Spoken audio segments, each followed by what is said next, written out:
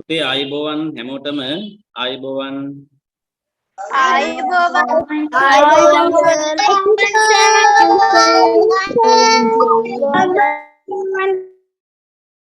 හරි පුතේ අද ඉස්සරලම ගන්න අපි අද කතා කරමු ප්‍රශ්න පත්‍ර අංක 44 ප්‍රශ්න පත්‍ර අංක 44 හැමෝම ලෑස්ති කරගන්න ප්‍රශ්න පත්‍ර අංක 44 අතට ගන්න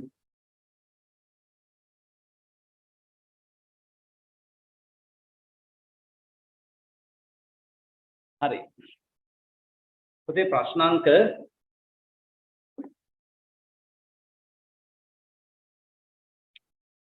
ප්‍රශ්න පත්‍රාංක 44 ප්‍රශ්න පත්‍රය හරි ඒකේ එන්න මුලින්ම ප්‍රශ්නාංක 1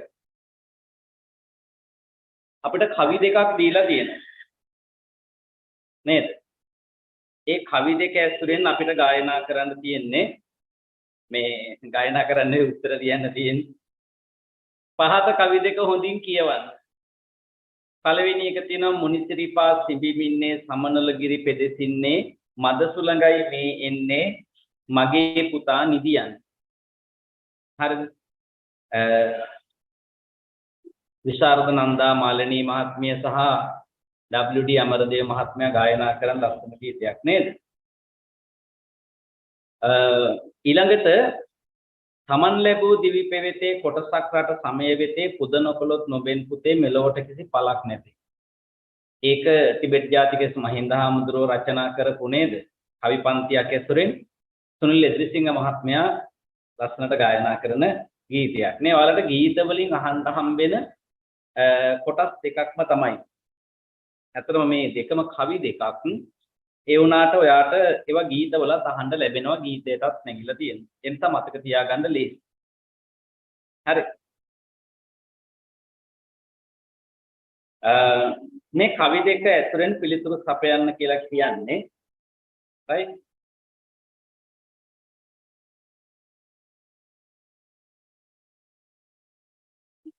මුනි සිරිපා සිඹිමින්නේ සම නොලගිරි පෙදෙසින්නේ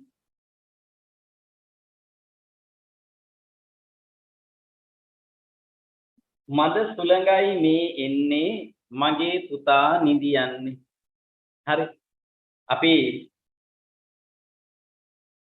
නේද ඔයාලා වගේම ශිෂ්‍යත්ව විභාගයට පෙනී ඉඳලා හරිද සමත් වුණු අයියා කෙනෙකුට කියමු ඒ ගීතේ ගායනා කරන්න කියලා හරි ඒ ගීතේ මේ කොටස මේ පේලි 4 නේ ඔක්කොම නෙවෙයි මේ පේලි 4 ගායනා කරන්න කියලා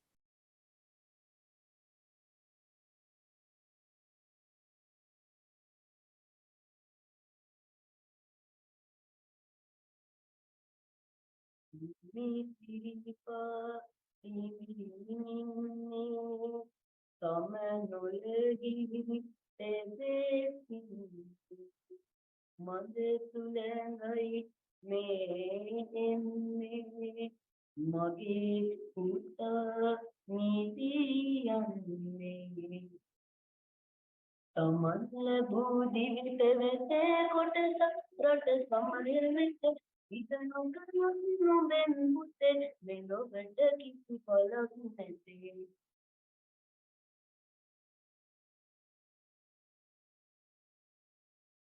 හරි මෙතන තාල දෙකකට කියන කොටස් දෙකක් තියෙනවා මුනි සිරිපා සිඹිමින්නේ හරි බලන්නකො පුතේ ලස්සන දෙතන කියනවා මුනි සිරිපා සිඹිමින්නේ සමනොල ගිරි පෙදෙසින්නේ එතන මුනි කියලා කියන්නේ බුදුන් වහන්සේ කියන අදහස හරි බුදුන් වහන්සේගේ සිරිපාදේ මුනි සිරිපා සිඹිමින්නේ සමනොල ගිරි පෙදෙසින්නේ ගිරි කියන්නේ කන්ද කියන එකනේ සමනොල කන්ද පැත්තෙන් අර බුදුන් වහන්සේගේ සිරිපතුල් තියෙනවා කියලානේ අපි කියන්නේ පිහිටලා තියෙනවා කියලා. එතකොට ඒ සමන්ගිර පැත්තෙන් සමනොල කන්ද පැත්තෙන් එන සුළඟ ගැන මද සුළඟයි මේ එන්නේ මගේ පුතා නිදියන්.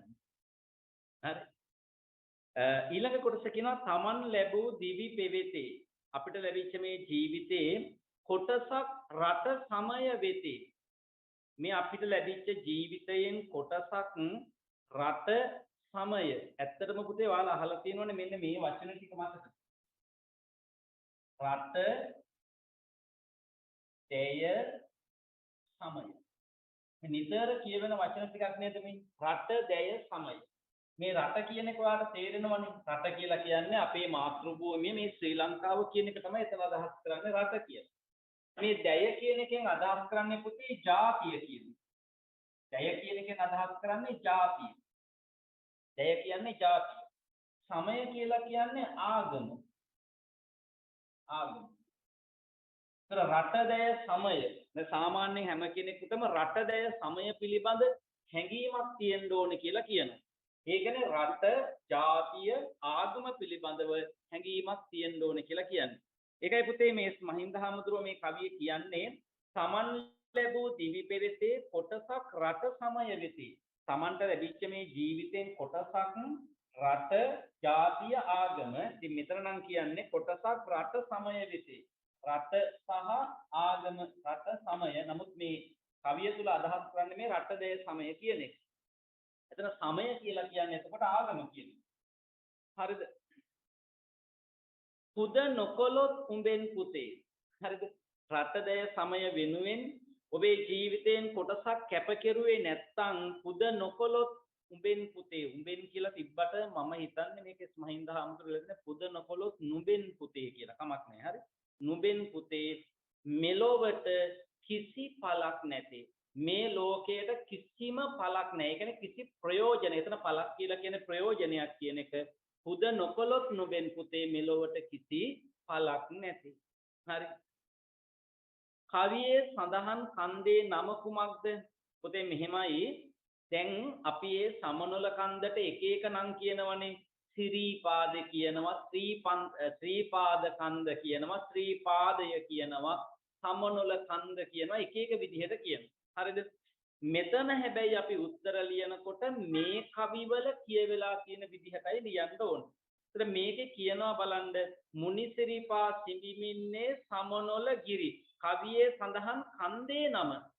දැන් ඒක ඔයා දැනගන්න ඕනේ ඔබේ දැනුම ක්‍රම දෙකකටම අයිනවා. එකක් තමයි කන්ද කියන එකට සමාන පදයක් ගිර කියන එක. ගිර. ගිරෙන් ගිරට පැන ලැබුම් සොයා නේද? ගිරෙන් ගිරට පැන කන්දෙන් කන්දට පැනගෙන යනවා කියලා කියනවා නේද? හරි. එතකොට මෙතන ගිර කියලා අදහස් කරන්නේ කන්ද කියන එක. එහෙනම් සමනොල ගිරි කියලා කියන නිසා කන්දේ නම මොකද්ද? සමනොල. මේ තියෙන විදිහටම ලියන්න සමනොල කියලා. වෙනස් කරන්න එපා. හරි. දැන් සමහර කට්ටිය කියනවා සමනල කියලා. හරි. සමනල කිව්වොත් ලකුණු නැහැ. සමනල මෙහෙම ලියලා තිබ්බනම් ලකුණු නැහැ. හරි. සමනොල කියලා තියෙන්නේ. පැහැදිලිද?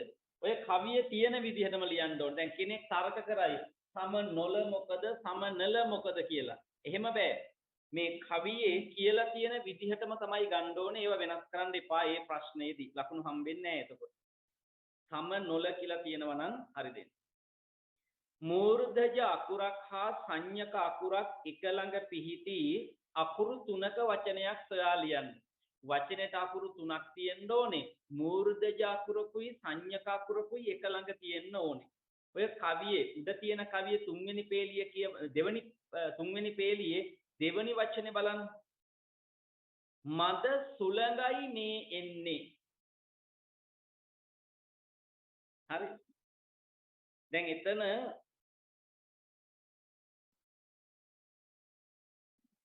අකුරු තුනක වචනයක්. හැබැයි පුතේ සුළඟයි කියලා එතන තියෙනවා. හරි.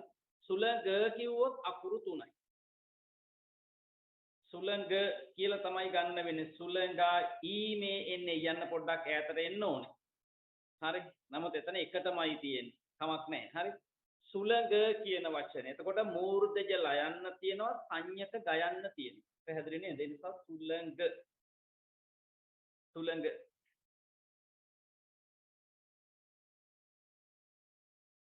හරි.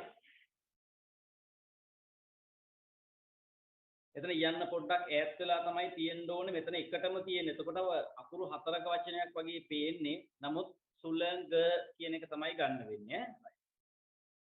ප්‍රයෝජනයක් යන අදහස ගෙන දීමට කවිවල යොදාගෙන ඇති වචනය කුමක්ද? දෙවනි කවිය අන්තිම පේලිය කියනවා මෙලොවට කිසි පළක් නැති. පළක් කියලා කියන්නේ එතන ප්‍රයෝජනය කියන එක. පළක් ප්‍රයෝජනය කියන අදහස නේද? පළක්. එහෙනම් ප්‍රයෝජනය කියන අදහස දෙන්න පළක් කියන වචනේ. ඒ විදිහටම ලියන්න පළක්. මද සුළඟ hama එන්නේ කවියේ සඳහන් පරිදි කුමන ප්‍රදේශයෙන්ද? කුමන ප්‍රදේශයෙන්ද? මේක කියනවා සමනොල ගිරි පෙදෙසින්නේ. එහෙනම් ප්‍රදේශය පෙදෙස කියන්නේ ප්‍රදේශය මොන ප්‍රදේශයෙන්ද කියලා අහපු නිසා කියන්න ඕනේ සමනොල ගිරි කියලා. සමනොල ගිරි වචන දෙකයි. සමනොල ගිරි එච්චරයි. ඊට වඩා මුකුත්ම ලියන්න එපා. ලිව්වොත් ලකුණු නැහැ. හරි. සමනොල ගිරි. පස්වෙනි එක බලන්න. ආගම යන වචනයට සමාන කවියක් සමාන පදයක් කවි දෙකෙන් තෝරා ලියන්න. මම ඔයාලට කිව්වේ රට දැය සමය ආගම කියන එකට සමාන වචනයක් මොකද්ද? සමය කියලා කියන එක. ඒ නිසා පොතේ සමය කියලා එතන ලියලා තියෙනවා නම් හරි දෙන්න. සමය. අප්‍රාණවාචී නාමපදයක් සමග යෙදී තිබෙන විශේෂණ පදයක් සොයා ලියන්න. මුනි සිරිපා සිඹිමින්නේ සිරිපා මුනි ගන්න බෑනේ එතන. සිඹිමින්නේ සමනොලගිරි පෙදෙසින්නේ මද සුළඟ යන සුළඟ අප්‍රාණවාචී නාම පදයක් මද කියන එක විශේෂණ පදයක් මද සුළඟ නේද? සැඩ සුළඟ වෙන්න පුළුවන් මද සුළඟ වෙන්න පුළුවන්. මෙතන තියෙන්නේ මද සුළඟ. එනිසා මද කියන එක පොතේ විශේෂණ පදයක්. හරි. අප්‍රාණවාචී නාම පදයක් තමයි සුළඟ. හරිනේ එහෙනම් මද කියලා ලියලා තියෙනවා නම් හරි දෙන්න.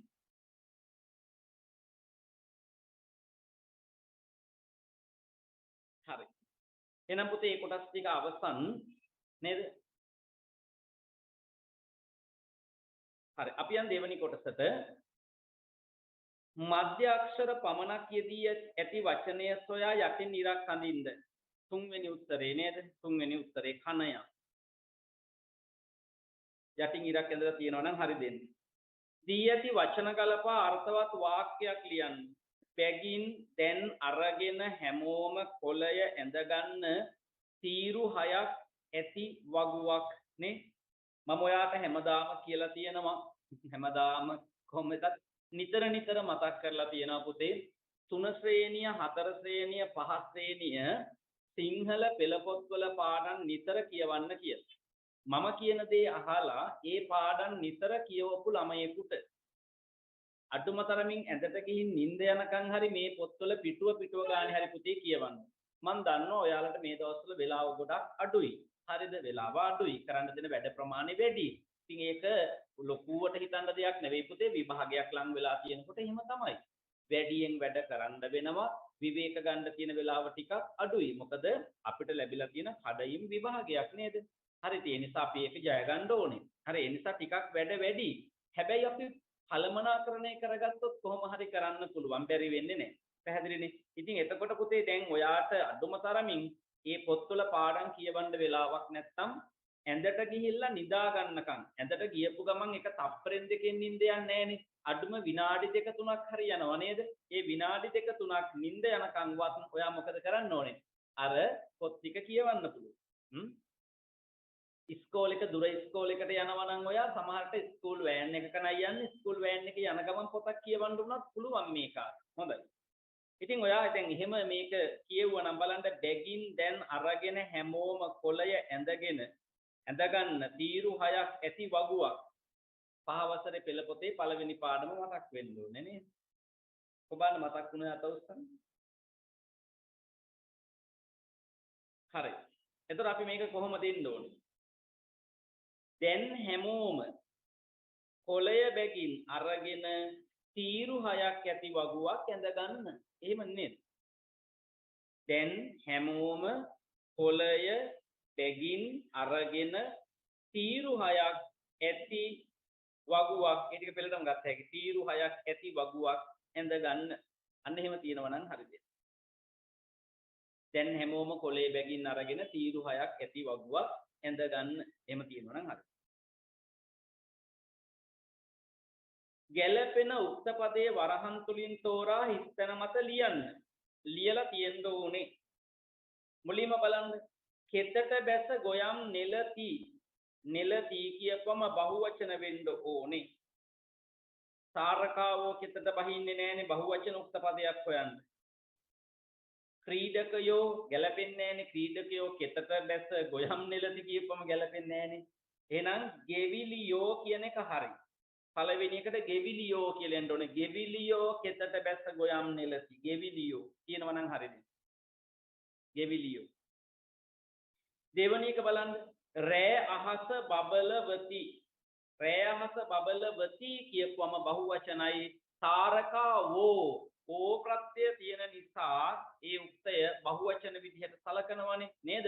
එතකොට ඕ ප්‍රත්‍යය තියෙන නිසා ආඛ්‍යාතය බහුවචනෙන් තියන්න පුළුවන් යෙතෙන්දි. ඒ නිසා තාරකාවෝ රෑ අහස බබලවති. තාරකාවෝ කියලා තියෙනවා නම් දෙවෙනි එකට හරි දෙන්න. තුන්වෙනි එක බලන්න. කන්දේ ඉහළටම නැග්ගේය. ඒකට අර තරුණයා කියන එක ගැලපෙනවනේ. තරුණයා කන්දේ ඉහළටම නැග්ගේය. හරි. තුන්වෙනි එකට එහෙනම් තරුණයා. බලමු හතරවෙනි එක ක්‍රීඩා කිරීමට සැරසෙති. එහෙනම් අනිවාර්යෙන් ක්‍රීඩකයෝ. ක්‍රීඩකයෝ ක්‍රීඩා කිරීමට සැරසෙති. ක්‍රීඩකයෝ ක්‍රීඩා කිරීමට සැරසෙති. හතරවෙනි එකට උත්තරේ ක්‍රීඩකයෝ කියලා අරන් තියෙනවා නම් හරිද? පළවෙනි එකට එතකොට එන්නේ ගෙවිලියෝ, දෙවෙනි එකට තාරකාවෝ, තුන්වෙනි එකට තරුණයා, හතරවෙනි එකට ක්‍රීඩකයෝ. පස්වෙනි එකට එන්නේ ගැළපෙන විරාම ලකුණු හිස් කොටුව තුල යොදන්න. මාටින් වික්‍රමසිංහයෝ මඩොල් දුව අපේ ගම වැනි පොත්. පුතේ මඩොල් දුව අපේ ගම කියලා කියන්නේ මාටින් වික්‍රමසිංහ මහත්මයා ලියපු පොත්නේ. එතකොට මඩොල් දුව තමා අපේ ගම. මොකද මේ දෙකම මාටින් වික්‍රමසිංහ මහත්මයා ලියපු පොත්. අන්න එතකොට මේ එකම જાතියේ කාරණා වෙන් කරන්න අපි මෙතන කමාවක් දාන්න. පළවෙනි කොටුවට කමාවක් එන්න ඕනේ. තේරෙනවද කියන එක? ඇයි? මඩොල් දුව අපේ ගම මේ පොත් දෙකම කවුරු ලියපුවද? මාටින් වික්‍රමසිංහ මහත්මයා ලියපු පොත්. ඒ නිසා එකම වගේ දේවල් එකිනෙක වෙන් කරන්න අපි ඒ අතරට දානවා කොමාව. ඒ කොමාව තමයි මේ දාන්නේ. පොත් රැසක් දායාද කළෝය. මාටින් වික්‍රමසිංහ එක්කෙනයිනේ. එක්කෙනා වුණාට මාටින් වික්‍රමසිංහ නෙවෙයි. මාටින් වික්‍රමසිංහ මහතා නෙවෙයි. මාටින් වික්‍රමසිංහයෝ ගෞරවාර්ථයෙන් කියලා තියෙන්නේ. කළෝය. හරි. ආඛ්‍යාතය හරි. ඒක නිසා අන්න කළෝය කියලා කියපුවම මෙතෙන්ට එන්න ඕනේ නැවතීමේ සිත. හරි. එතෙන්ට නැවතීමේ සිතේ.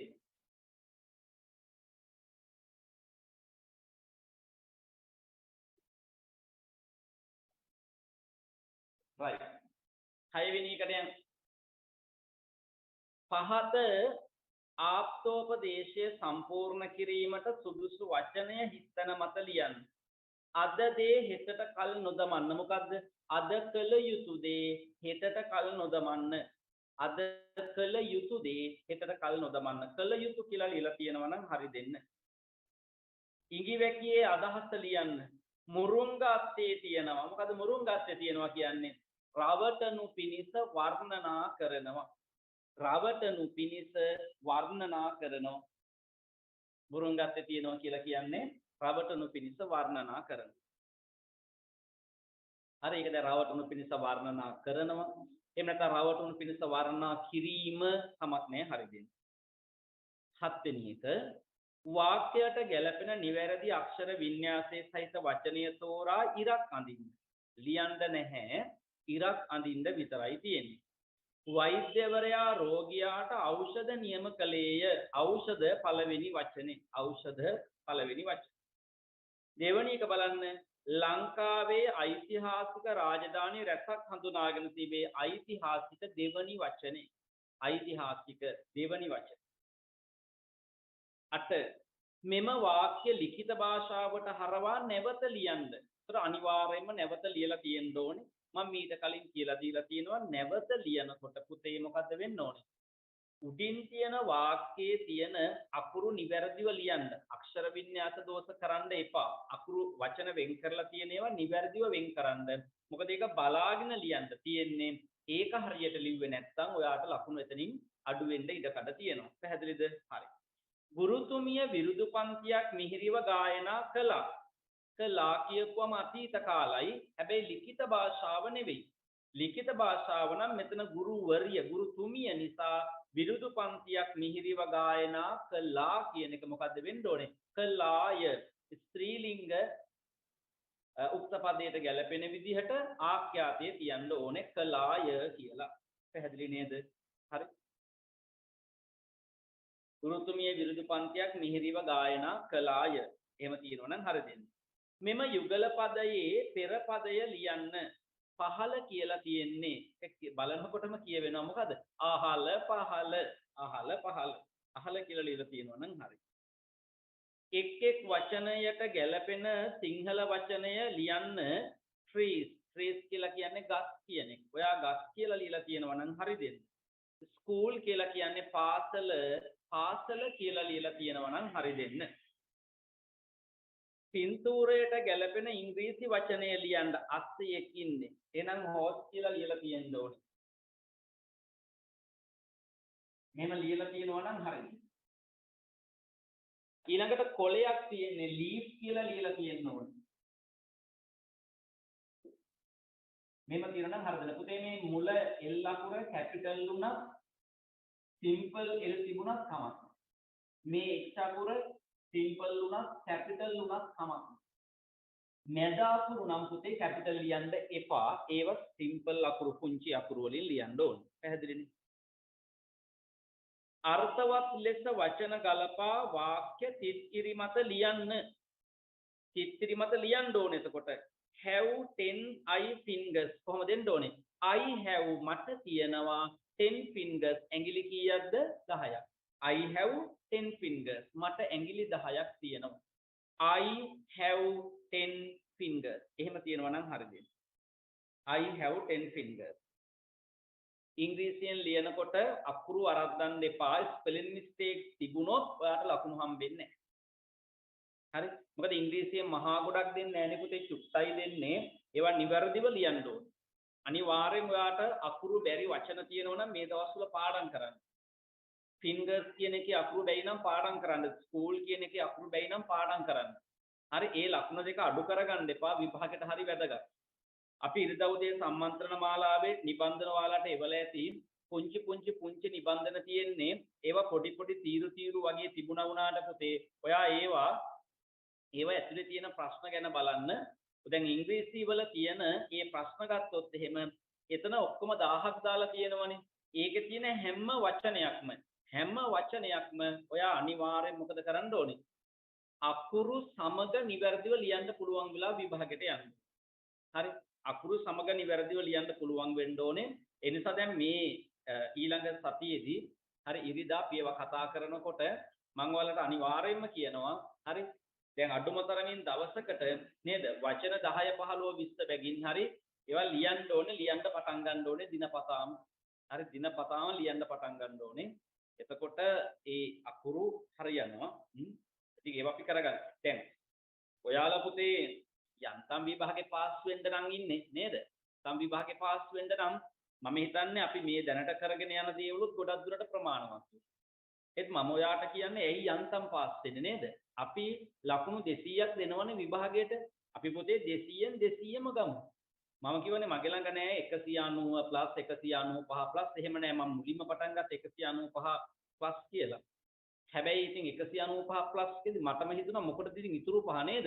විභාගයක ලකුණු 200ක් දෙන්නේ 200ම ගන්නනේ. ඒතර අපි 200න් 200ම ගන්න පරම්පරාවේ මිසක් ආයේ ඊට මෙහා ඉලක්ක අපිට නැහැ. පැහැදිලි? අපි යන්නේ 200න් 200ම ගන්න බලාගෙන. ඔයාලා යන්න ඕනෙත් එහෙම. පැහැදිලිනේ? නැතුව 180ක් ගන්න බලාගෙන එහෙම නැත්නම් ඔයා ආස ඉස්කෝලේට යන්නේ ඉස්කෝලේ කඩයිම් ලකුණු දිහා බලාගෙන එහෙම වැඩ කරන්න එපා. කඩයිම් ලකුණු වෙනස් වෙන්න පුළුවන්. ඔයා නොසිතූ ලෙස කඩීම් ලකුණු ඉහළ යන්න පුළුවන්. නොසිතූ ලෙස කඩීම් ලකුණු පහළ එන්න පුළුවන්. කඩීම් ලකුණු පහළට වැටෙන එක ප්‍රශ්නයක් නෑ. හැබැයි කඩීම් ලකුණු ඉහළට ගියොත් ඔයාට ඔයාගේ ඉලක්කයට ය아가න්න බැරි වෙන්න පුළුවන්. ඒ නිසා පුතේ අපේ ඉලක්කය තියෙන්න ඕනේ ලකුණු 200න් 200ම මිසක් එතනින් මෙහා ඒවා නෙමෙයි. පැහැදිලි නේද? එහෙනම් I have 10 fingers. fingers කියන අකුරු බැයි නම් අදම පාඩම් කරන්න. පුතේ ඊළඟට බලන්න cat is my black. එහෙනම් කොහොමද දෙන්න ඕනේ? my cat is black. හැබැයි මෙතන පටල ගන්න එපා. දීලා තියෙන cat කියන වචනේ C අකුර capital. ඒත් ඔයා පුතේ cat කියලා ලියනකොට වාක්‍ය මැද capital C ලියන්න බෑ ඔයාට. ඔයා capital C ලියලා තියෙනවා නම් වැරදි. හරිද? my cat is black කියලා ලියද්දි my M අකුර capital my cat.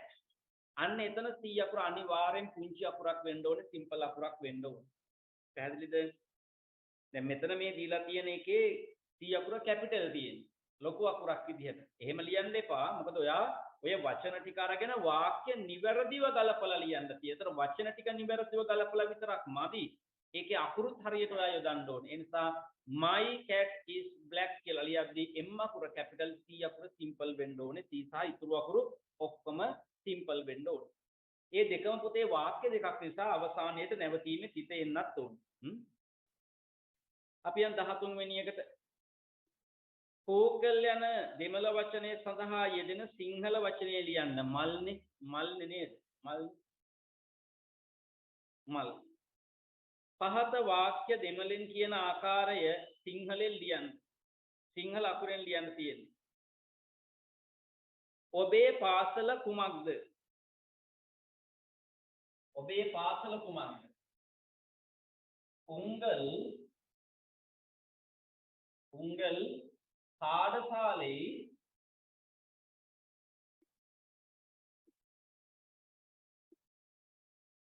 உங்கள் பாடசாலை எது?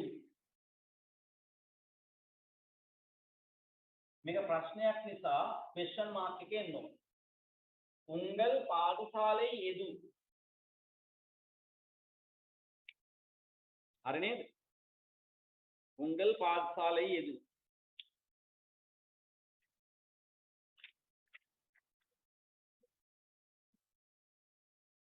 හරි. පළවෙනි රවුමෙන් වටිනාකමින් වැඩි ඉලක්කම් දෙකද? දෙවන රවුමෙන් වටිනාකමින් අඩු ඉලක්කම් දෙකදගෙන සෑදිය හැකි විශාලම සංඛ්‍යාව අකුරෙන් ලියන්න. පළවෙනි රවුමෙන් ගන්න ඕනේ වටිනාකමින් වැඩි ඉලක්කම් දෙක. එහෙනම් අපි ගමු පුතේ 9 සහ 7. 9 සහ 7. ඊළඟට කියනවා දෙවනි රවුමෙන් ගන්න කියලා වටිනාකමින් අඩු ඉලක්කම් දෙක. අඩුම ඉලක්කම් වෙන්නේ 0.2. මෙහෙම අරගෙන සෑදිය හැකි විශාලම සංඛ්‍යාව අකුරෙන් ලියන්න. විශාලම සංඛ්‍යාව නම් පුතේ මේ 9 මුලට එන්න ඕනේ, ඊළඟට 7, ඊළඟට 2, ඊළඟට බිංදුව. ඔයා මෙහෙම ලියලා තියෙනවා නම් වැරදි. මෙහෙම ලියලා තියෙනවා නම් වැරදි. මෙහෙම ලියාගත්තට කමක් නැහැ. කටු වැඩ කරන කොලේ ඔයා පළවෙනි රවුමෙන් ලොකු ඉලක්කම් දෙකක් ලියාගෙන දෙවෙනි රවුමෙන් පුංචි ඉලක්කම් දෙකක් ලියා ගන්න. ප්‍රශ්නයක් නැහැ. ලියාගෙන ඊට පස්සේ ඔයා මේ විදිහට ලිව්වට කමක් නැහැ කටු වැඩ කොලේ. හැබැයි මෙතන ඔයාට ලියන්න තියෙන්නේ කොහොමද? අකුරෙන් ලියන්න කියලා තියෙන්නේ. ඒ නිසා ඔයා අනිවාර්යෙන් ලියන්න ඕනේ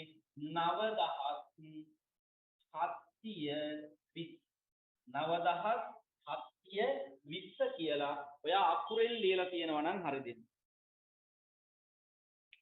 9720 කියලා අකුරෙන් ලියලා තියෙනවා නම් හරි දෙන්න.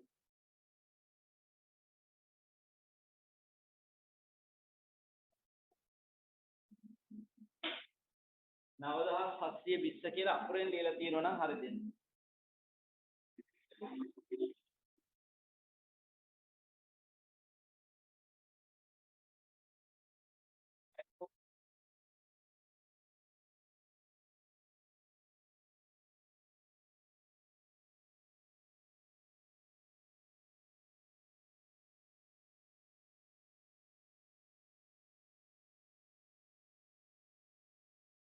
නවදහස් 720 කියලා අකුරෙන් ලියලා තියෙනවා නම් හරිද?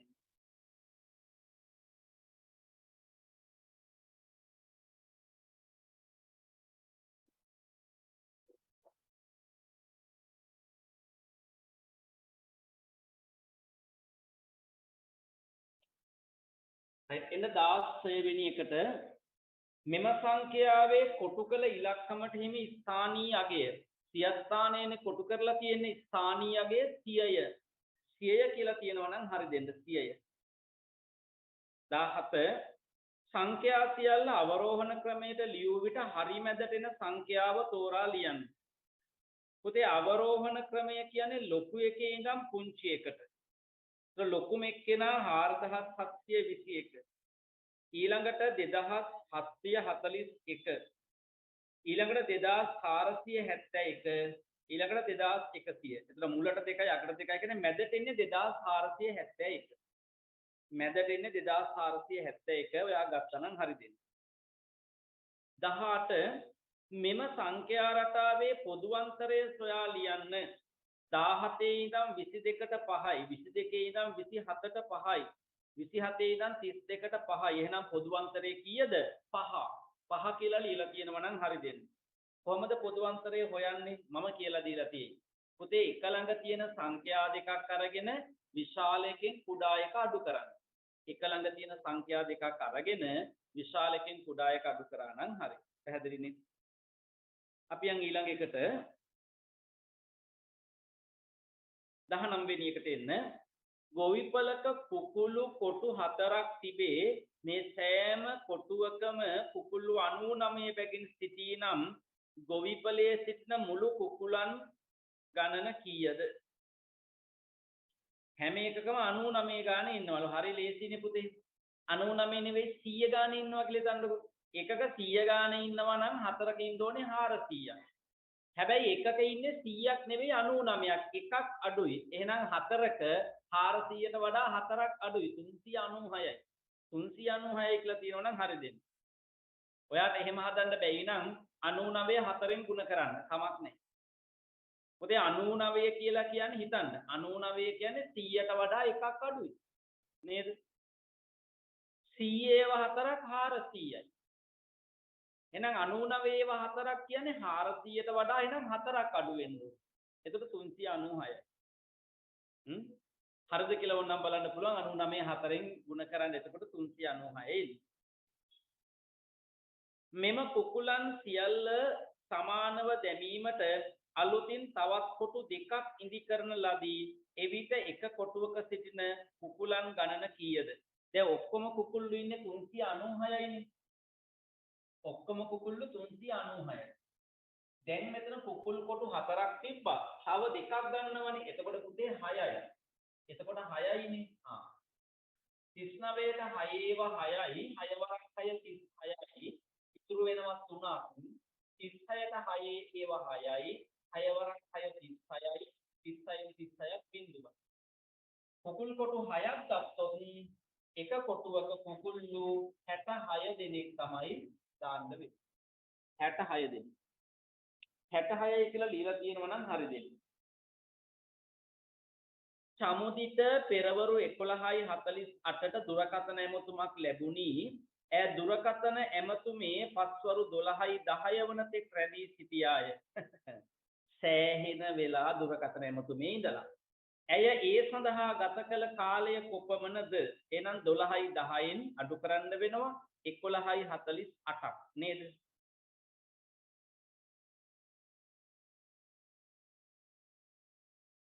මෙයා මේ ඇමතුම ඉවර කළේ 12:10. ඇමතුම පටන් ගත්තේ 11:48. හරි. 10න් 48ක් බැරි හින්දා මේ පැත්තෙන් ගන්න පැයක්. මේ පැත්තේ පැයක් ගත්තාම මිනිත්තු 60ක් වෙලා ඉන්නේ. දැන් ඔක්කොම මිනිත්තු කීයද? 70යි. මෙතන 12යි නෙවෙයි 11 තියෙන. එතකොට 11න් 11ක් බිඳුවයි. පැය ගණන් කතා කරලා නැහැ. පැයකට වඩා අඩුයි. හරි. 70න් 48ක් අඩු කරමු. 10න් 8ක් 2යි. 6න් 4ක් 2යි. ඒ බලන්න පැය නැහැනේ. ඒ කියන්නේ මොනවද? මිනිත්තු 22යි. මිනිත්තු 22යි කියලා තියෙනවා නම් හරි දෙන්න. මිනිත්තු 22යි කියලා තියෙනවා නම් හරි දෙන්න. 21. ප්‍රයත්පුතේ රූපයක් තියෙනවා. ඒකේ කොටු මේ විදිහට තියෙන්නේ බලන්න මම අඳින්නම්. ඔන්න ඔහම රූපයක් තියෙනවා. 1යි 2යි 3යි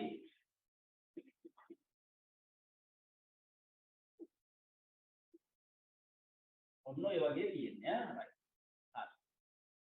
මේකේ පාට කරලා තියෙනවා මෙහෙම කොටු දෙකක්.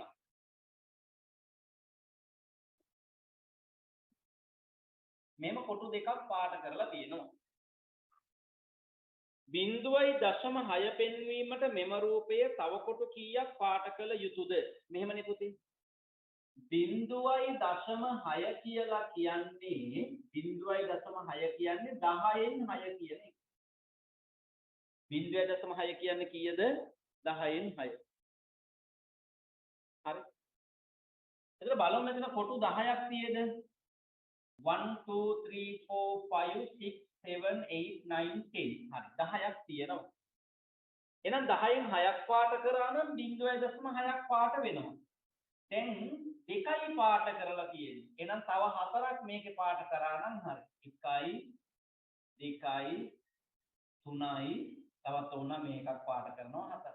ඔනෝම තව 4ක් පාට කරා නම් කොටු 6ක් පාට වෙනවා. එතකොට 0.6 කියන එක එනවා. එහෙනම් අපෙන් අහන්නේ තව කොටු කීයක් පාට කරන්න ඕනද? 4යි. 4යි කියලා ලියලා තියෙනවා නම් හරිද? 4යි කියලා ලියලා තියෙනම් හරිද? 22. මෙම ඔරලෝසු මුහුණතේ දැක්වෙන වේලාව පස්වරු වේලාවක්.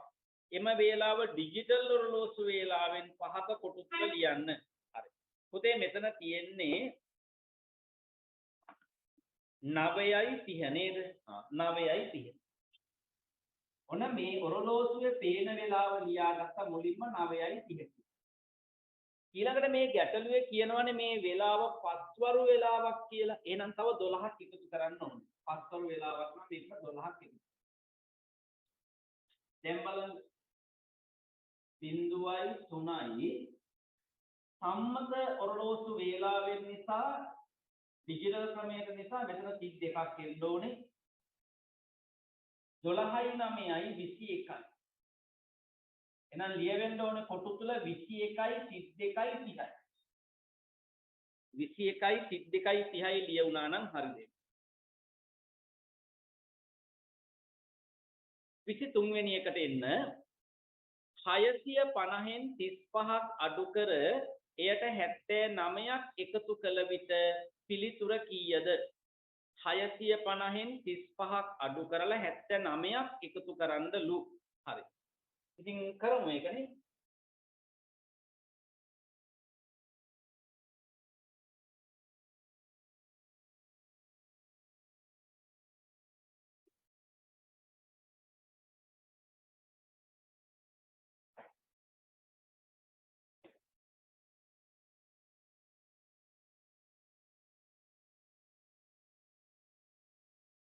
මේ 650න් අඩු කරන්න කියනවා 35ක්.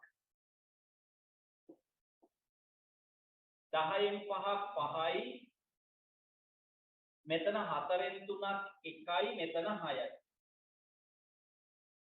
79ක් එකතු කරන්නලු. 9යි 5යි 14න් 4යි එකක් ඉතුරුයි 7යි 1යි 8යි 1යි 9යි 694 ආවනම් හරිද? 694 පිළිතුර විදියට ආවනම් හරිද? පහත වගුවේ A හා B ස්ථානයට ගැලපෙන සංඛ්‍යා දෙක ලියන්න. චතුස්තලය ගැන තමයි අහන්නේ. දාර 6යි ශීර්ෂ 4යි මුහුණත් 4යි. චතුස්තලයකට තියෙන ත්‍රිකෝණාකාර මුහුණත් 4ක් තියෙනවා. හරි. ඒ නිසා A කියන හිස්තැනේ 4 ලියලා තියෙනවා නම් හරියක් දෙන්න. B සිලින්ඩරය ගැන අහන්නේ. සිලින්ඩරයට මුහුණත් 2යි. ඔව්. ශීර්ෂ නෑ. දාර 2යි. දාර 2යි. හැබැයි මේ දාර දෙකම වක්‍ර දාර. නමුත් දාර දෙකක් තියෙනවා. ඒ නිසා B කියන තැනට 2 දාන්න. හොඳයි. අපි යමු 25 වෙනි එකට. වෙලෙන්දෙක් කහකුඩු කිලෝග්‍රෑම් 2ක් මිලදීගෙන ඒවා නැවත ග්‍රෑම් 100 පැකට් වලට අසුරා එයින් 7ක් අලෙවි කළ පසු ඔහු ළඟ ඉතිරි කහවල බර කොපමණද? ග්‍රෑම් 100 පැකට් වලට අසුරා 7ක් අලෙවි කරා නම් ග්‍රෑම් 700ක් අලෙවි කරලානේ. එතකොට පුතේ මෙයා අරන් තියෙනවා කිලෝග්‍රෑම් 2ක්. හරි. 1 කිලෝග්‍රෑම් එකක ග්‍රෑම් තියෙනවා නම් 1000ක්. හරිද? කිලෝග්‍රෑම් දෙකක තියෙනවා ග්‍රෑම් 2000ක්. කිලෝග්‍රෑම් දෙකක තියෙනවා ග්‍රෑම් කීයක්ද? 2000ක්. ග්‍රෑම් 100 පැකට් 7ක් අලෙවි කරා නම් එයා ග්‍රෑම් 700ක් අලෙවි කරලා 100 පැකට් 7ක් කියන්නේ 700යි. එතකොට පුතේ 200න් 700ක් අඩු කරපුවම කීයයිද? ග්‍රෑම් 1300යි. ග්‍රෑම් 1300යි. දැන් මෙතන ඒවට අහන්නේ කිලෝග්‍රෑම් සහ ග්‍රෑම් වලින්නේ. හරි. එහෙනම් මෙහෙම කරමු. මෙයාගෙන් 1000ක් අඩු කරලා අපි කිලෝග්‍රෑම් එකක් කරලා මෙහෙට ගමු. එතකොට ග්‍රෑම් 300ක් ඉතුරු වෙනවා මෙතන මේ 1 කිලෝග්‍රෑම් එක. එහෙනම් කිලෝග්‍රෑම් 1යි ග්‍රෑම් 300යි කියලා ඔයාට ආවනම් හරිද? කිලෝග්‍රෑම් 1යි ග්‍රෑම් 300යි. හොඳයි. 26 වෙනි එකට යමු.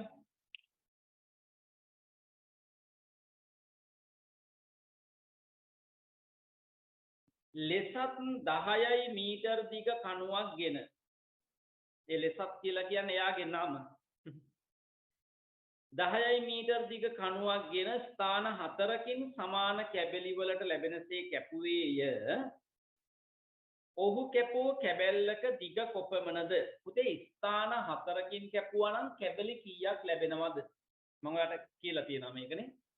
ස්ථාන 4කින් කැපුවොත් කැබලි 5යි. ස්ථාන 3කින් කැපුවොත් කැබලි 4යි.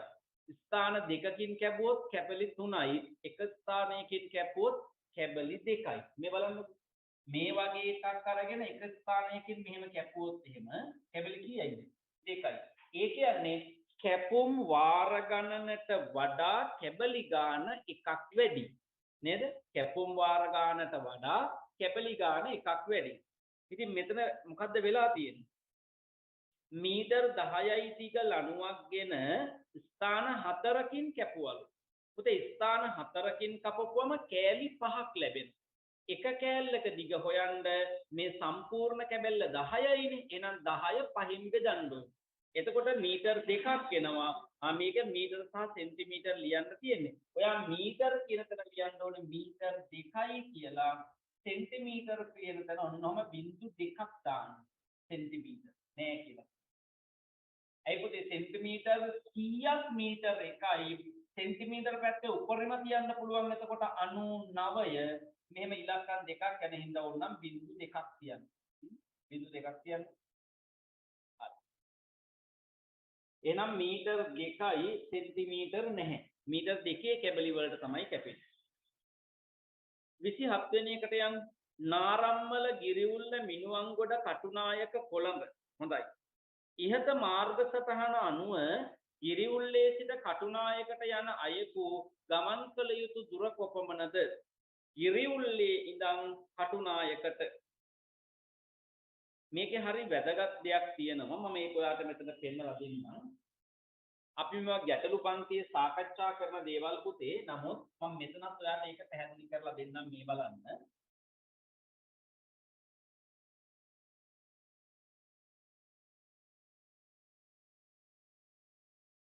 මේකේ තියෙනවා මෙන්න මෙහිම නගර ටිකකට යන්න. ඔහොම පාර. මේකේ නගර දාලා තියෙනවා 1 2 3 4 5.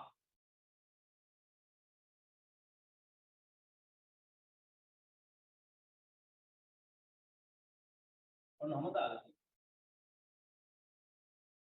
මෙතන තියෙනවා නාරම්ම.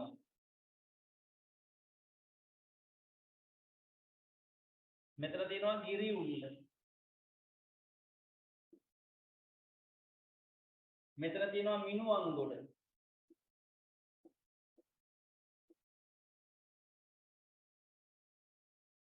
කටුනායක කොළඹ.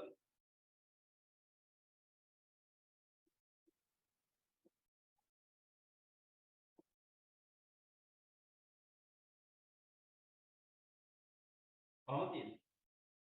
මේ මිනුවන්ගොඩ කියන තැන පුතේ මේක වටේ ඔන්නෝම රවුමක් ඇද.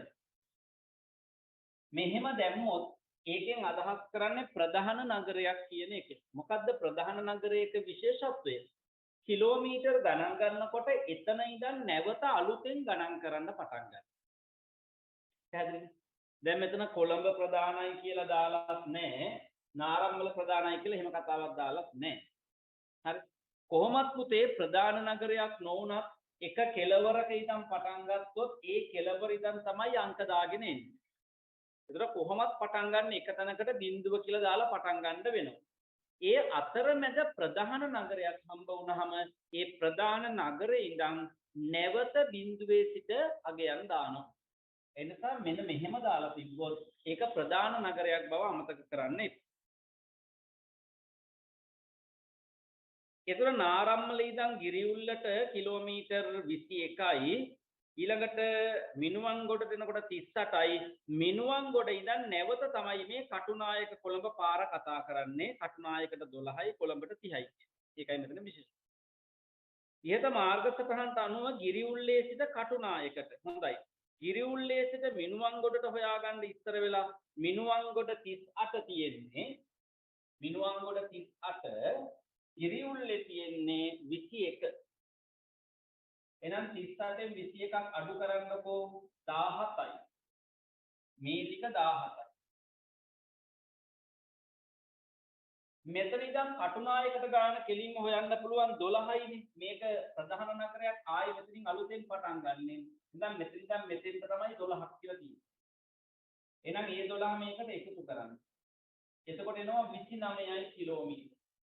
ඔයා කිලෝමීටර 29යි කියලා ලියලා තියෙනවා නම් හරි දෙන්න. කිලෝමීටර 29යි කියලා ලියලා තියෙයි නම් හරි දෙන්න. 27 වෙනි එකට කිලෝමීටර 29. දැන් මේ වගේ ගැටලු අපි ගණිත ගැටලු පන්තියේදී ගොඩක් කතා කරනවා. මේ විදිහට විභාග දෙන්න පුළුවන් හැම ආකාරයක්ම මේ මාර්ග හා සම්බන්ධයෙන් එන්න පුළුවන් හැම ආකාරයක්ම සාකච්ඡා කරනවා. එතකොට ප්‍රශ්නයක් නැහැ පුතේ. මොකක් හරි ඒ වගේ එකක් තමයි එන්නේ විභාගය. තේරුණාද කියන්නේ? විභාගයට එන්න තියෙන ගැටලු වල හැම ආකාරයක්ම කතා කරනවා. හැම ආකාරයක්ම කතා කරනවා. එතකොට ඒවෙන් එකක් තමයි විභාගයට එන්නේ අනිවාර්යයෙන්. හරි? දැන් මෙහෙම නෙමෙයි. දැන් පුතේ ගුරුවරයෙක් වුණාම පරිකල්පනයක් තියෙන්න එපා. එතකොට මොනවා හරි සංකල්පයක් දුන්නාම ගුරුවරයෙකුට හැකි වෙන්න ඕනේ ඒ සංකල්පය මත පදනම්ව ඒ විභාගයට ඒ සිසුන්ගේ වයස් කාණ්ඩය සහ බුද්ධි මට්ටම අනුව එන්න පුළුවන් සීමාව පිළිබඳව උපකල්පනයක නිරත වෙන්න ගුරුවරයෙකුට හැකියාවක් තියෙන්න ඕනේ. හරි. පැහැදිලිද කියන්නේ? දැන් මෙහෙම කියන එක හොඳද මන්ද? ගුරුවරු විදිහට ඕනතරම් අයට පෙනී ඉන්න පුළුවන්. පැහැදිලිද? හැබැයි සැබෑ ගුරු භූමිකාව ඇතුලේ තියෙන්න ඕනේ පුතේ ගවේෂණශීලී බව. හරි. එතකොට නිකම්ම වාණිජ පරමාර්ථයකින් හරි එහෙම නැත්නම් Tamanට රැකියාව ලෙස ගුරු වෘත්තිය ලැබුණ නිසා කරනවා හරි නේද? ජීවත් වෙන්න වෘත්තියක් ඕන නිසා කරනවා හරි විදිහට නෙවෙයි ඇත්තටම අපි උගන්වන්නේ කාටද කියලා බලලා. උගන්වන්නේ මොකටද කියලා බලලා. හරිද? ඒ අනුව විෂය නිර්දේශය තුල ඉඳගෙන යම් සංකල්පයක් යටතේ නේද? එහි සීමාවල් හඳුනා ගන්න ගුරුවරයෙක් දක්ෂ වෙන්න ඕන. හරි. එහෙම නැතුව නිකම් මොනවා හරි කරනවා කියන පද නෙමේ ඉඳලා හරියන්නේ නැහැ. ඒක නිසා මම හැමදම කියන්නේ පුතේ මේ කරන්න ගන්න ඕන ප්‍රශ්න පත්‍රයක් කමක් නැහැ. හරිද? මට ඇත්තටම මේ ප්‍රශ්න පත්‍රයක තියෙන ප්‍රශ්නය තරම් වැදගත් නැහැ. මට ඕනේ ඒ ප්‍රශ්නය තේමා කරගෙන මම ඔයාලත් එක්ක ගොඩනගන සාකච්ඡාව. පැහැදිලිද කියන එක? ඒ සාකච්ඡාව ඇතුලේ තමයි මට පුළුවන් වෙන්නේ ඔයාලගේ මොලේ බුද්ධිමය දොරටු විවර කරන්න. හරි. ඔයාගේ බ්‍රේන් එකේ තියෙන නේද? බුද්ධිමය දොරටු ඒවා අගුළු දාලා තියෙන්නේ. ඒ ద్వාරයන් මොකද කරන්න ඕනේ? අරින්න ඕනේ, විවෘත කරන්න. ඒ ඕන පේපර් එකක ගැටලුවක් පාදක කරගෙන අපිට පුළුවන් ඒ ඔස්සේ යන්න. දැන් ඒකයි මම මෙතනත් මේ ගැටලුව පාදක කරගෙන එක පැත්තක් මේ පිළිබඳව කිව්වා. හැබැයි ඉතින් මේ රටාව යටතේ තව විවිධ ගැටලු එනවා. ඒ ඔක්කොම මෙතන කතා කරන්න විදිහක් නැහැ මේක ප්‍රශ්න පත්‍රයක්නේ සාකච්ඡා කරන්නේ. ඒක නිසා හැබැයි අපිට ගැටලු පන්තියේදී පුළුවන් පුතේ එන්න පුළුවන් සියලුම ක්‍රම ඔයාට උගන්වන එක. ඔයාට වරදින්න පුළුවන් තැන් පෙන්නලා දෙන එක. හරි ඒ ඔක්කොම හදලා ඔයා විභාගෙට යවපුවම අපිට සන්තෝෂෙන් ඉන්න පුළුවන්. ඇයි මම දන්නවා එතකොට ඔයාට විභාග ප්‍රශ්න ටික කරගන්න පුළුවන් කියලා. පැහැදිලිද? දැන් ශිෂ්‍යයා විභාගෙට යවලා ශිෂ්‍යයාට වඩා ගුරුවරයා බය වෙලා හින්දාඩිය දාලා ඉන්නවනම් හපුච්චේ මේ ළමයි ලියාගෙන ඉද්දන්නේ මොනව කරගෙන ඉද්දන්නේ කියලා. මං නම් එහෙම ඉන්නේ නැහැ. මම හැමදාම ඔයාට කියනවා මේ කියලා දෙන දේවල් සියල්ල බලා ගන්න. හොඳට බලා ගන්න පුතේ. හරිද? ඉතින් ඔයාටත් උනන්දු වුමනාව තියෙන්න ඕනේ විභාගයේ සමත් වෙන්න. මට විතරක් නෙවෙයි, ඔයාගේ දෙමව්පියන්ට විතරක් නෙවෙයි. දෙමව්පියන්ට මේ වුමනාව පුතේ ඇත්තටම තියෙන හින්දා තමයි ඔයාට හරිද? ඔයාට PDF එක ලැබුණාම PDF එක නේද මුදල් වියදම් කරලා මුද්‍රණය කරලා ගෙනහලා දෙන්නේ. හරි එහෙම නැත්නම් කුරියර් සර්විස් එකට හරි තැපැල් සේවාවට හරි කොහොම හරි කියලා වියදම් කරලා ඒවා ගෙන්නලා දෙනවා. සමහර විට නේද ඒගොල්ලන්ට අම්මලා තාත්තලාට ඔය ෆෝන් වල වැඩ නැතුව නෙවෙයි මේ වෙලාව. හැබැයි එයාලගේ ෆෝන් එක ඔයාට දීලා ඔයාට ඔන්ලයින් පන්තිට එන්න අවස්ථාව අරන් දීලා. සමහර වෙලාවට සමහර දෙමව්පියෝ මන් දන්නවා ඔයාලට පන්ති වලට එන්න ඕන නිසාම සමහර වෙලාවට ලැප්ටොප් පරිගණක වගේ දේවල් එහෙම නැත්නම් පරිගණක ගෙදරට ඉන්ටර්නෙට් තියෙන රවුටර්ස් ඔය වගේ නේද data connection එහෙම දරුවෝ ගැන හිතලම ගන්න දෙමව්පියෝ ගැන මම දන්නවා. ඉතින් දෙමව්පියෝ පුතේ ලොකු වියදමක් කරලා කැපකිරීම කරලා නේද ඔයාලා මේ පන්තියට රෙජිස්ටර් කරවලා පන්තිය වාඩි කරවලා තියන්නේ ඒගොල්ලන්ට ඇත්තටම වමනාව තියෙන හින්දා. අපි ඔයාලට උගන්වන්නේ ඒත් වමනාව තියෙන හින්දා. ඔයා ඉගෙන ගන්නේ ඔයාටත් වමනාව තියෙන හින්දා. පැහැදිලිද? හැබැයි ඔන්න ඔයාට පොඩි කම්මැලිකමක් එනවනම් හරි පොඩි කම්මැලිකමක් එනවනම් ඊළඟට පාඩම් කරන්න බෑ වගේ හිතනවනම් ඔන්න ඔයාගේ උනන්දුව අඩු වෙනවා කියලා තමයි ඔයාගෙන් දැනගන්න ඕනේ. කම්මැලිකම හිතට එනකොටම ඔයා දැනගන්න ඔන්න ඔයාගේ උනන්දුව අඩු වෙලා යන්නේ. සර්ගේ උනන්දුව අඩු වෙලා නැහැ. සර් පන්තිය කරයි යනවා. අම්මා තාත්තගේ උනන්දුව අඩු වෙලා නැහැ. ඒගොල්ලොත් ඒගොල්ලන්ගේ වැඩ ටික කරයි යනවා. ඉස්කෝලේ ටීචර්ලා සර්ලා පන්ති උගන්වන ගුරුවරු හැමෝම වැඩ ටික කරගෙන යනවා. ඔයාට විතරක් කම්මැලිකමක් ඇති. තේරුණාද කියන එක? හරි දැන් ඒක හදන්න ඕනේ අපිද ඔයාද? ඔයාට එන කම්මැලිකම නවත්ත ගන්න ඕනේ ඔයාම තමයි පුතේ. හරි මම ඔයාලට පොඩි ඉඟියක් දෙන්න. ඔයාට කම්මැලිකමක් එනවනම් ඉගෙන ගන්නකොට, පාඩම් කරනකොට, පේපර් ලියනකොට ඔයා එකපාරට මතක් කරගන්න ඔයා යන්න හිතාගෙන ඉන්න ඉස්කෝලේ නිදිමතක් ආවා. නිදිමතයිනේ. නිදාගත්තනම් මාර සැපයි වගේ. එහෙමද? හැබැයි එතකොට හිතන්න දැන් මේ වෙලාවේ පාඩම් කරන්න නැතුව නිදාගත්තොත් ඔය මම හිතන් ඉන්න ඉලක්කෙට මට යන්න බැරි වෙන්න පුළුවන්. හරි. හැබැයි මම මේ වෙලාවේ එහෙම නිදා ගන්න නැතුව ඇහැරලා පාඩම් කරොත් මොකද වෙන්නේ? පාඩම් කරොත් එහෙම මං ඒ පාඩම් කරන කොටසක් විභාගයට ඇවිල්ලා මට ලකුණු ගන්න පුළුවන් වෙලා අනිත් අය අතරේ මට පොඩ්ඩක් ඉහළට ය아가න්න පුළුවන් වෙනවා. ඒක මතක් කරගන්න. ඒක මතක් කරනකොට ඔය නිදිමත කියන එක පුතේ නැතුව යනවා. පැහැදිලිද කියන්නේ? හරි. පුතේ අපේ මොළය අපි හුරු කරන ඕනම දෙයක් කරනවා. මේ කතාව අම්මලා තාත්තලා අහගත්තත් කමක් නැහැ. හරි. අම්මලා තාත්තලාට උනත් අහගන්න කිව්වට කමක් නැහැ. මේක වටිනවා. මොකද්ද?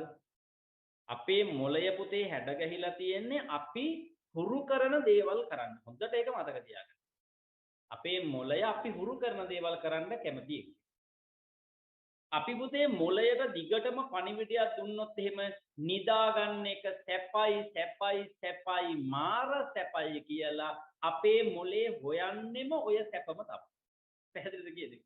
එතකොට නිකන් කෑවත් ඒ නිදිමතයි. හරිද? පොතක් කියවන්න ගත්තත් නිදිමතයි. පාඩම් කරන්න ගත්තත් නිදිමතයි. වාහනයක වාඩි වුණත් නිදිමතයි. ඇයි? අපි මොළයට දීලා තියෙන්නේ නිින්ද සැපයි සැපයි සැපයි කියන පණිවිඩය. අපේ මොළේ ඒ සැප හොයාගෙන යනවා. මතක තියාගන්නකො නිින්ද පුතේ සැපයි ඒ වෙලාවට. පැහැදිලිද? හැබැයි මහන්සි වෙලා පාඩම් කරලා හොඳට ඉගෙනගෙන ඔයා ලොකු තැනකට ගියොත් ඔයාගේ අනාගත මුළු ජීවිතේම සැපයි. ඒ නිසා ඔයා මොළයට පණිවිඩයක් දෙන්න දැන් නිදාගෙන හරියන්නේ නැහැ. දැන් කම්මැලි වෙලා හරියන්නේ නැහැ. දැන් කරන්න ඕන දේ තමයි පාඩම් කරලා මහන්සි වෙලා වැඩ කරන එක. එහෙම වුණොත් තමයි විභාගේ ඉහළින් සමත් වෙන්න පුළුවන් වෙන්නේ. මේක තරඟකාරී විභාගයක්. නැත්නම් විභාගේ සමත් වීම ප්‍රමාණවත් නැහැ. ඉහළින් සමත් වීමයි වටින්නේ. නිකයි යන්තම් සමත් වෙනවා කියන එක සමත් නොවුනා හා සමානයි. ඒ කිට්ටුවමයි. පැහැදිලිද? ඉහළින් සමත් වෙන්න ඕනේ. ඉහළින් සමත් වෙන්න නම් ගොඩක් වැඩ කරන්න ඕනේ. ඔය පණිවිඩයේ දිගටම මොලේට දෙන්න. මේ වෙලාවේ නම් නිදා ගන්න, කම්මැලිකමේ ඉන්න, සෙල්ලම් කරන්න, කිසි දෙයකට කතා කරන්නවත් එපා කියලා මොලේට පොඩි සංඥාවක් ඔයා දෙන්න. හරි? කම්මැලිකම එනකොටම කියන්න දැන් කම්මැලි වෙන කාලයක් නෙවෙයි, දැන් පාඩම් කරන කාලේ. දැන් පාඩම් කරොත් තමයි අනාගතේ සැප විඳින්න පුළුවන් වෙන්නේ කියලා පණිවිඩය ඔයා මොලේට දෙන්න. හැමතිස්සෙම මොලේට පණිවිඩයක් දෙන්න. අනාගතේ සැප විඳින්න, අනාගතේ සතුටින් ඉන්න. ඒ උදෙසා වර්තමානයේ කැප වෙන්න ඕනේ, මහන්සි වෙන්න ඕනෙම කියලා පණිවිඩය මොලේට දෙන්න. මුලින් අමාරු වෙයි. ඔක ටිකට සති දෙක තුනක් තදින් කියන්න. කම්මැලි වෙන්න බෑ, නිදා ගන්න බෑ, උදේ ඇහැරින්න ඕනේ, පාඩම් කරන්න ඕනේ. අම්මා 14ක් කෑ ගහනකන් ඉන්නේ නෑ දැන් නැගිටින්න. එක සැරේ කතා කරනකොටම උඩ ගිහින් එලාම් වැදුනා වගේ ඇහැරෙන්න ඕනේ. ඇහැරුණ ගමන් ටක් ගාලා නේද? ඔව් මේ වැඩ කරන්න ගන්න ඕනේ. දැන් සාමාන්‍ය ලස්සන ගැන හිතන්නේ නෑ. කොණ්ඩේ හැඩ කර ඉන්නේ නෑ. නාන්න දැන් පැයක් ගන්නෙ නෑ. টয়ලට් එකේ ගිහින් නිදාගන්නේ නෑ දැන්. පැහැදිලිද කියන එක? හරි. දැන් ඔයා කාර්යක්ෂම වෙන්න ඕනේ. ඔයාගේ අර අපත යන වෙලාව දැන් ඉතුරු කරගන්න ඕනේ. ඉතුරු කරගෙන වැඩ කරන්න. හරි. එහෙනම් සංඥාව හැම තිස්සෙම දෙන්න. දැන් වැඩ කරන කාලේ ඇත්තටම පුතේ දැන් නම් කාලය රත්තරන් වලටත් වඩා වටිනවා. දැන් කාලේ රත්තරන් වලටත් වඩා වටිනවා. හරි. 28 වෙනි එකට එන්න. මේ ඝනවස්තුව ඊතලයෙන් පෙන්ව ඇති ස්ථානයෙන් කැපූ විට කැපූ මුහුණතක හැඩතලය කුමක්ද? පුතේ ඝනවස්තු වල ශීර්ෂ කැපීම කියන එකේදී මම ඔයාලට කිව්වා එහෙම කැපුවට පස්සේ මොකද වෙන්නේ? එතන කපපුවම සමතල පෘෂ්ඨයක් එනවා. අපෙන් අහන්නේ ඒ සමතල පෘෂ්ඨය. ඒකට තමයි මේ මුහුණත කියලා කියන්නේ. ඒකේ හැඩය මොකක්ද කියලා. ඔතන තියෙන්නේ චතුස්තලයක්නේ. එහෙනම් කැපුවොත් එන්නේ ත්‍රිකෝණාකාර මුහුණතක් ලැබෙන්නේ. ත්‍රිකෝණාකාර මුහුණ. හරි. දැන් ඔය විදිහටම විභාගයට දුන්නොත් එහෙම පිරමිඩය ඒක මීට වඩා වෙනස් වෙනවා නේද? මම ඒක කියලා දීලා තියෙනවා. හරි. 28ට පුතේ ත්‍රිකෝණය කියලා ලියලා තියෙනවා නම් හරි දෙන්න. එන්න 29 වෙනි එකට සෙන්ටිමීටර් 10ක් දිග සෙන්ටිමීටර් 6ක් පළල කාඩ්බෝඩ් කැබැල්ලකින් කුඩා කොටු 15ක් කපා ගන්න පුළුවන්ලු. සෙන්ටිමීටර් 20ක් දිග සෙන්ටිමීටර් 12ක් පළල කාඩ්බෝඩ් කැබැල්ලකින් එවැනි කොටු කීයක් කපා ගන්න පුළුවන්ද කියලා අහන්න. හුඟක් වෙලාවට දිගත් දෙගුණයක් හින්දා පළලක් දෙගුණයක් හින්දා ළමයි හිතනවා මොකක් කියලා. මේකේ දෙගුණේ කියලා. එතකොට මේකේ 15යි නම් 30යි කියලා. නෑ. ඕක මම ඊයේද කොහෙද නේද ඊයේ හරි පෙරේද හරි මේ ළඟදී ගැටලුවකදී කියලා දුන්නා. පුතේ ඇත්තටම 4 ගුණයක් ඕකේ. ඉතින් 4 ගුණයක් කියලා මේක කපා ගන්න පුළුවන් කියන 15ක් නම් ඕක අනිවාර්යෙන් 60ක් පුළුවන් වෙන්න ඕනේ. ඒක ගන්න මෙහෙම මේ සෙන්ටිමීටර් 10 සෙන්ටිමීටර් 6 වර්ගඵලය බලන්න. වර්ගඵලය හොයන්නකො 10 වරක් 6 කීයද? වර්ග සෙන්ටිමීටර් 60යි. වර්ග සෙන්ටිමීටර් 60යි. පුතේ වර්ග සෙන්ටිමීටර් 60කින් පුළුවන්ලු 15ක්. වර්ග සෙන්ටිමීටර් 60කින් කීයක් කපා ගන්න පුළුවන්ද? 15ක් කපා ගන්න පුළුවන්. ඊළඟ එක මොකද්ද? 20ක් දිග 12ක් පළල. එහෙනම් පළල 12යි දිග 20යි ගුණ කරන්න අගට බිංදුවක් දාන්න 12 වරක් 2 24. වර්ග සෙන්ටිමීටර් 240. වර්ග සෙන්ටිමීටර් 60කින් 15යි නම් වර්ග සෙන්ටිමීටර් 240කින් කීයද කියලා බලන්න. මේ 240 බෙදන්න ඕනේ ඔයා 60.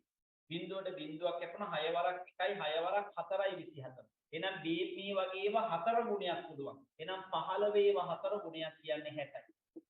15 4 ගුණයක් කියන්නේ 60යි. ඔක ඊයේද පෙරේදාද පේපර් එක අපි කතා කරා. ඊයේ පේපර් එකේද මන්ද. පැහැදිලිද? ඉතින් ඒක නිසා බලන්න මේ පරණ පේපර් එකෙත් මේ සංකල්පය වෙන විදිහකින් දුන්නා. මෙන්න මේක තව විදිහකින් විභාගෙට තවත් ආකාරයකට දෙන්න පුළුවන් ඈ. හරි. 60 තියෙනවා නම් හරි දෙන්න. එහෙම නැත්නම් වැරදි. 60 තියෙනවා නම් හරි.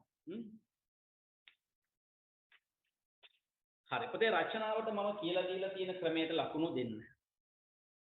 රචනාවට කියලා දීලා තියෙන ක්‍රමයට ලකුණු දෙන්න.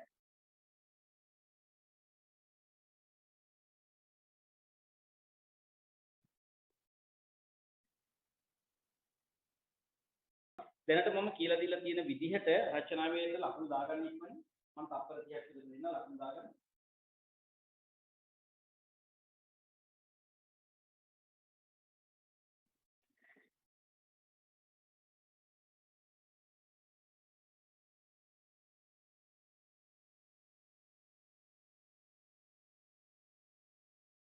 හරි. පුතේ එන්න 31 ප්‍රශ්නයට. 31.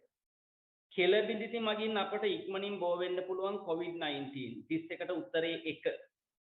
32 කොග්ගල ප්‍රඥා මාටින් වික්‍රමසිංහ මහතා උත්තරේ 2. 32ට උත්තරේ 2. 33 පිහාට වලින් වැසුණු ශරීරයක් පමණක් ඇති සතුන් ඇතුළත් පිළිතුර ඉරවා මොනරා වවුලා ගන්න බෑ. වවුලා හංසයා පරවියා එතනත් වවුලා ඉන්නේ. එයා ශිරපායියෙක්. පැස්බරා කපුටා වලි කුකුලා උත්තරේ 3. 33ට උත්තරේ 3. 34 මල් පරාගණයට උදව් කරන සතුන් යුගලක් මීමැස්සයි බඹරයි ගන්න පුළුවන් පුතේ උත්තරේ දෙවෙනි එක. 34ට උත්තරේ 2. ඔය පළවෙනි උත්තරේ වවුලා ගන්න බෑ වවුලා ඉන්නේ නැහැ පරාගණය කරන්න.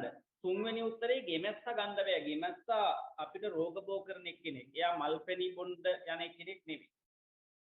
34ට උත්තරේ 2. 35 ආහාර සඳහා ගන්නා ශාක පත්‍රය ඇතුළත් පිළිතුර තුන්වෙනි එක නේද? 3. 35ට උත්තරේ 3. 36 අධිවේගී මාර්ග භාවිතා කරන විට හදිසි අවස්ථාවක භාවිතා කළ යුතු කෙටි දුරකථන අංකය 19යි 69. 19යි 69. ලොකුවට ගහලා තිනවා අධිවේගී මාර්ගවල යනකොට දෙමව්පියෝ අධිවේගී මාර්ගවල ගියොත් විභාගයට කලින් දරුවන්ට පෙන්නඳ 1969 අංකය දාලා තියෙන හැටි ඊළඟට ඒ බය මාර්ග පුවරු සංඥා දක්වලා තියෙන වර්ණ දක්වලා තියෙන හැටි මේ වගේ දේවල් දරුවන්ට පෙන්වන්න. ඔයාලත් පුතේ අර එක පෙළයට යන වාහන දිහාම බලන් ඉන්න එපා හරිද? මේ දවස්වල පාරේ යනකොට එහෙම නේද? හරි අඩුම තරමින් මාර්ග සංඥා ලාම්පු දැල් වෙන තැනක ගියපුවමත් වාහන දිහා බල ඉන්න එපා. ඒ සංඥා ලාම්පු දිහා බලන්න. ඒතරවට මතක හිටිවි. උඩින්ම රතු පාට, ඊළඟට කොළ පාට, ඊළඟට කහ පාට, යටින්ම කොළ පාට කියන හැටි ඔයාට පැහැදිලි වෙයි. කොළ පාට දැල්ුණාම මොකද වෙන්නේ? රතු පාට දැල්ුණාම මොකද වෙන්නේ? ඒවා කටපාඩම් කරන්න ඕනේ නැහැ පුතේ. මහ පාරේ යනකොට දකින්න තියෙන දේවල්. පැහැදිලිනේ? ගොඩාක් වෙලාවට ළමයි බලන්නේ වාහන දිහා නේද? ඕවා දිහා බලන්නේ. නමුත් ඉතින් ඔය දෙමව්පියෝ ඒ සංඥා හැම දරුවන්ට පෙන්නනවා. 37 මෙම උපකරණය වඩාත් වැදගත් වන්නේ පුතේ කාලගුණ විද්‍යා දෙපාර්තමේන්තුවට 37ට උත්තරේ 1. 38 පත්‍රධාරයේ කටු දකින්න පුළුවන් ශාක පත්‍රයක් මෙතන තියෙන ඒ වගේ අන්නාසි 38ට උත්තරේ 2. 38ට 2. 39 විද්‍යුත් චුම්බක යොදාගන්නේ විදුලි සීනුවේදී උත්තරේ 3. මේදය අධික ඉතා පෝෂ්‍යදායී ආහාර වර්ගයක් රටකජු උත්තරේ 2. කටුස්සාගේ ගැහණු සතා බිත්තර දමන්නේ පොළොව මතු පිට නැත. පොළොවේ වලක්හාරා අය තුල හරි 41ට උත්තරේ 2. 42 පැරැන්නෝ අකුණු ගසන අවස්ථාවක නිවසින් එළියට විසිකල දෙයක් යකඩ ඉන්න ගෙදරින් එළියට විසිකල. 42ට උත්තරේ 1. 43 ඉක්මනින් ගිනි ගන්නා ද්‍රව්‍යයක් පොල් තෙල් පෙට්‍රල් ඩීසල් වැඩියෙන්ම පෙට්‍රල් මෙතන කියන ඒවා අතරින් පෙට්‍රල්. 43ට උත්තරේ 2. 44 නිවස තුල ඇති කරන සතෙක් නිවස තුල ගිරවා හාවා පූසා. ගිරවා නිවස ඇතුලේ නෙවෙයි නේද? කූඩුවක හාවත් ඇති කොලොත් ඒ ඇතුලේ නෙවෙයි කූඩුවක ඒ ගෙදර ඇතුලේ ඇති කරනවා පූසා. උත්තරේ 3. 44ට උත්තරේ 3. 45 ජාතික කොඩියේ දක්නට ලැබෙන වර්ණ දෙකකි. දම් කොළ තියෙනවා දම් පාට නැහැ. රතු දම් පාට නැහැ. කහ කොළ උත්තරේ 3. 45ට උත්තරේ 3. 46 ඒ විටමිනය අඩුවීමෙන් සෑදෙන රෝගයක් ඇස්පෙනීම අඩු වෙනවා. ඒ විටමින් අඩු වුනහම ඇස්පෙනීම අඩු වෙනවා. ඒක තමයි පලා වර්ග එහෙම වැඩිපුර කන්න කියන්නේ. ඒක හොඳට ඇස් පේනවා. 46ට උත්තරේ 1. 47 බැලලිය තම පැටවා ඔසවාගෙන යන්නේ බෙල්ලෙන් අල්ලගෙන යන්නේ. බැලලිය පැටව ඔසවාගෙන යන්නේ බෙල්ලෙන් අල්ලගෙන. 47ට උත්තරේ 1. 48 මැස්සන් බෝවීම වැළැක්වීමට කළ යුතු දෙය වන්නේ ආහාර වසා තැබීම නෑ පුතේ. ආහාර වහලා තිබ්බ කියලා වෙන්නේ මැස්සෝ ආහාරයට එන එක නැති වෙන එක විතරයි. දෙක පරිසරයේ පිරිසිදුව තබා ගැනීම හරි. වසමිශ්‍ර ආහාර මැස්සන් දීමපෝ මේ අපරාධ වැඩ කරන්න ඕනේ. දෙවැනි එක උත්තරේ පරිසරයේ පිරිසිදුව තබා ගන්න. පුතේ මැස්සෝ ඔවුන්ගේ ජීවන චක්‍රය වැළුවොත් ඔවුන් බෝ වෙන්නේ කුණු කසල ආශ්‍රිතව. දැන් ඔයා නිකන් හිතන්නකො සතෙක් මැරිලා සතෙක්ගේ මලකුණක් තියනවා පරිසරේ. කවුරුත් ඒක අයින් කරලා නැත්තම් ටික දවසක් යනකොට මැස්සෝ ඇවිල්ලා නේද? ඔව්. මැස්සෝ ඒකට එනවා. ඒතර මැස්සෝ ඇවිල්ලා ඒගොල්ලන්ගේ මේ පිටර දානවා ඒවැ පැටව හැදිලා නේද? අපිට පේන්නේ මලකුණු දි รา පත් වුණා වගේ කියලා. හැබැයි මැස්ස පොඩා ඒත් එක්ක ආවොත් කුණු කතල වලත් ඔය දේම තමයි වෙන්නේ. ඒ නිසා පරිසරය අපිරිසිදු හැමතැනම මැස්සන් බෝ වෙන ප්‍රවණතාවය වැඩි. හරි. ඉතින් මැස්සන් බෝ වීම අඩු කරගන්න පරිසරයේ පිරිසිදුව තබා ගන්න එක කරන්න පුළුවන් දෙයක්. ඒ නිසා 48ට උත්තරේ 2.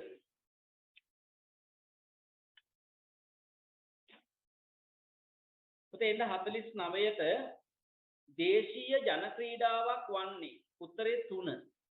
49ට 3. 50 අපේ රටට ආවේනික ශීරපායි සතෙක් උත්තරේ 2. 50ට උත්තරේ 2.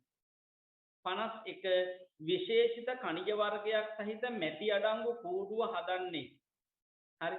ගේ කුරුළු කූඩුව දැකලා තියෙනවනේ මැටි නෑනේ. වඩු කුරුළු කූඩුවේ මැටි නෑනේ. එහෙනම් උත්තරේ දෙවණිය. වැහිලිහිණි කූඩුව. 51ට උත්තරේ 2. 52 මනස වෙහසා කළ යුතු ක්‍රීඩාවක්. අත්පන්දු පාපන්දු කියන්නේ ශරීරයේ වෙහසන ක්‍රීඩා. මනස වෙහසන ක්‍රීඩාවක් උත්තරේ පළවෙනි එක. නේද? දාම් ක්‍රීඩාව. ඔය දාම් කෙස් වගේ ක්‍රීඩාවල මනස වෙහසන. 53 සෞඛ්‍ය සම්පන්න ජීවිතයක් සඳහා නොකළ යුතු අවදි වූ විකස වතුර වීදුරුවක් බීම. උදේ අවදි වුණ ගමන් වතුර වීදුරුවක් බොන්න තියෙනවා නම් හොඳයි. ව්‍යායාම වල යෙදීම හොඳයි. එහෙනම් පුතේ උත්තරේ 3 වෙනි එක. 53ට උත්තරේ 3. 54 සිතියමක වැවක් දක්වා ඇති වර්ණය. සිතියමක වැවක් දක්වන්නේ නිල් පාටින්. 55 තරු රටාවක් නොවේ. ගෝනුස්ස තරු රටාවක්, මහබල්ල තරු රටාවක්, මැස්සා. මැස්සෙක් කියලා තරු රටාවක් නෑ. උත්තරේ 2. 55ට උත්තරේ 2. 56 දෙහිවල වැඩිපුරම තියෙන විටමින් C උත්තරේ 3 වෙනි එක. මෙතන තියෙන වර්ග වලින් මෙතන තියෙන විටමින් වර්ග තුනක් නේ. Vitamin A, vitamin B, vitamin C. ඒ අතරින් වැඩිම තියෙන විටමින් C. උත්තරේ 3 වෙනි එක. 56ට උත්තරේ 3. 57 දියවීම වළක්වා ගැනීමට අයිස් කුට්ටි අතරට යොදන්නේ. ලී කුඩු හොඳයි තාප පරිවාරකයක් ලෙස ක්‍රියා කරන්න උදව් වෙනවා. පොල් කටු නිල් කුඩු වැඩක් නෑ. 57ට මේ දීලා තියෙන ඒවායින් උත්තරේ පළවෙනි එක. 57ට උත්තරේ 1. 58 වර්තමානයේ පරිසර දූෂණයට වැඩිම හානිදායක තත්ත්වයක් ඇති කරන ද්‍රව්‍ය මෙතන තියෙන ඒවායින් පුතේ පොලිතීන්. උත්තරේ 2. 58ට උත්තරේ 2. රාත්‍රියේ පිපෙන මල්වල බොහෝ විට වැඩියෙන්ම දැක ගන්න පුළුවන් වර්ණය සුදු. ඇයි? රාත්‍රී කාලයේ පරිසරය අන්ධකාරයි. එතකොට අර කෘමි සතුන්ට පුතේ මල පැහැදිලිව නිරීක්ෂණය වෙන්න පුළුවන් සුදු පාට වර්ණයෙන් තිබුණාම ඒ නිසා රාත්‍රී කාලයේ පිපෙන මල් ගොඩක් වෙලාවට සුදු පාට. හරි. පැහැදිලිනේ? දැන් ඔය සමහර වෙලාවට රාත්‍රී කාලයට කළු පාට ඇඳගෙන ගියොත් එහෙම මිනිස්සුගේ ඇඟේ හැප්පෙනවා. පේන්නේ නැහැ රැට. තේරුණා? එතකොට රාත්‍රී කාලයේ සුදු පාට වගේ ඇඳගෙන ගියොත් එහෙම කරුවලේ ගියත් කාගේවත් ඇඟේ හැප්පෙන්නේ නැතුව යන්න ඕනේ. පැහැදිලිද?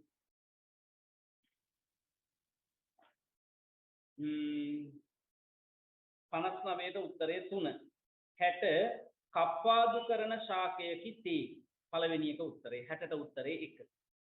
60ට උත්තරේ 1. හරි. එහෙනම් පුතේ ඔන්න අපි අද සාකච්ඡා කරලා අවසන් වෙනවා 44 පේපර් එක. හරි. 44 පේපර් එක එතනින් අවසන් වෙනවා.